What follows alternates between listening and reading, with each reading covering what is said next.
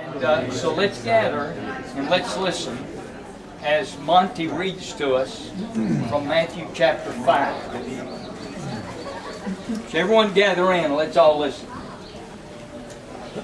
When Jesus saw the crowds, he went up on the mountain, and after he sat down, his disciples came to him. He opened his mouth and began to teach them, saying, "Blessed are the poor in spirit, for theirs is the kingdom of heaven. Blessed are those who mourn, for they shall be comforted.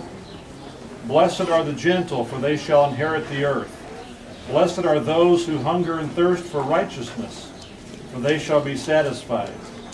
Blessed are the merciful, for they shall receive mercy. Blessed are the pure in heart, for they shall see God. Blessed are the peacemakers, for they shall be called the sons of God. Blessed are those who have been persecuted for the sake of righteousness, for theirs is the kingdom of heaven. Blessed are you when people insult you and persecute you and falsely say all kinds of evil against you because of me. Rejoice and be glad, for your reward in heaven is great. For in the same way they persecuted the prophets who were before you." Keep on going. Verse 13. Yeah, do 13.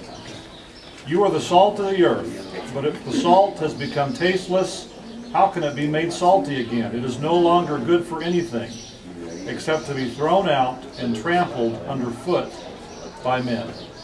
And then the light of the world. "You are the light of the world. A city set on a hill cannot be hidden, nor does anyone light a lamp and put it under a basket, but on the lampstand, and it gives light to all who are in the house. Let your light shine before men in such a way that they may see your good works and glorify your Father who is in heaven."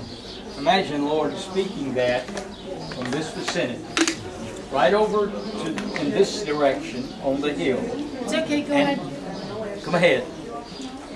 Over in this direction on the hill. We can stay at our hotel at night and look up in this direction, and you will see on the side of the hill, up towards the top, the lights of a town, a city set on a hill. Safed is the name of that city, considered one of the 4 holy cities in Israel today. But Safed sits back up there. I'm not sure I'm pointing exactly this way. And you can see that light at night.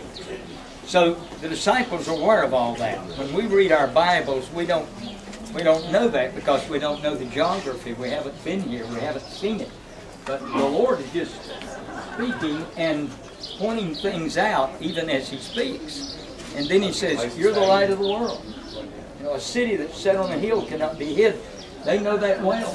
They've been living down in this area. They know all of those things. So they experienced that and they've seen that.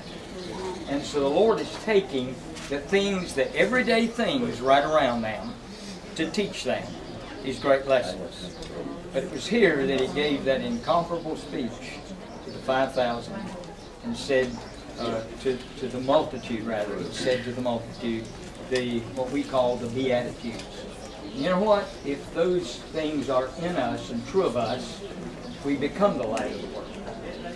And we become salt to the pollution that is all around us. That's why I tied those 2 thoughts to the Beatitudes.